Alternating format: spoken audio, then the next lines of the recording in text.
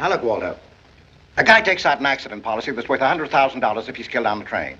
Then 2 weeks later, he is killed on the train. And not in a train accident, mind you, but falling off some silly observation car. Do you know what the mathematical probability of that is? 1 out of, I don't know how many billions.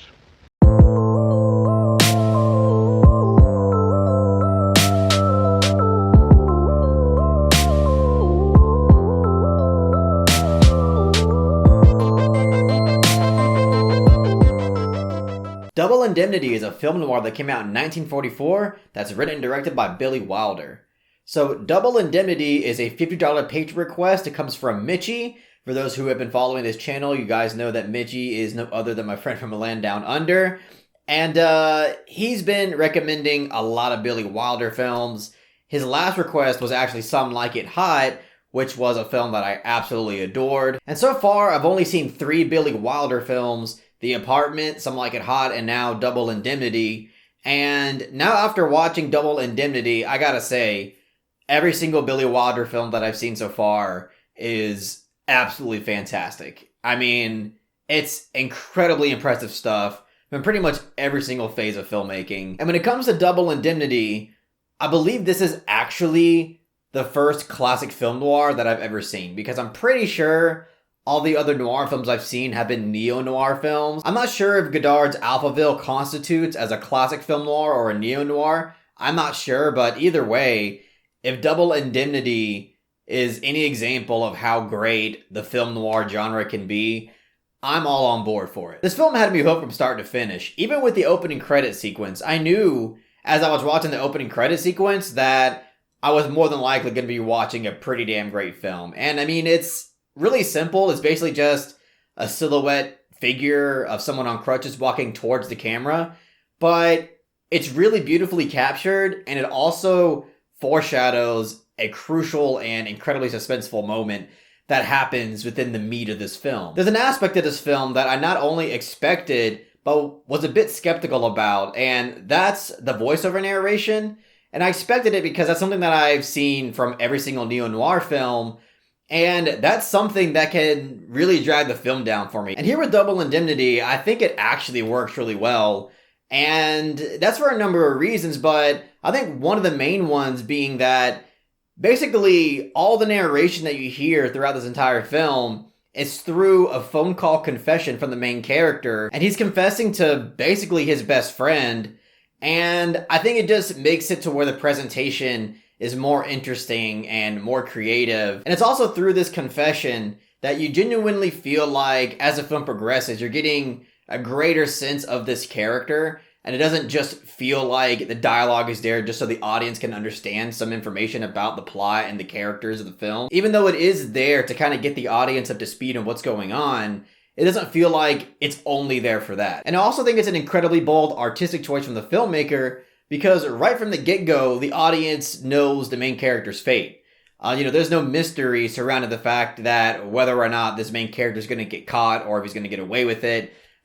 Just right from the get-go, we all know that he's going to get trapped and he's going to get screwed in some way. But in no way, shape, or form does that actually stop the film from being any less suspenseful, because this is an incredibly suspenseful film, and that's one of the biggest positives that I can give this film, because somehow, even though we know where this film is going to end up, as an audience member, you're still dying to kind of find out how this entire thing unfolded. And the unraveling of all the events is crafted in a way that feels so incredibly suspenseful. I mean, I was on the edge of my seat for so much of this film. I mean, there's maybe only 15 or 20 minutes tops of, character and story setup, but it gets to a point where, again, it really is like non-stop nail-biting material. Fred MacMurray plays the main character of this film, who's an insurance agent that goes by the name of Walter Neff. And I think he was a great casting choice to embody this type of character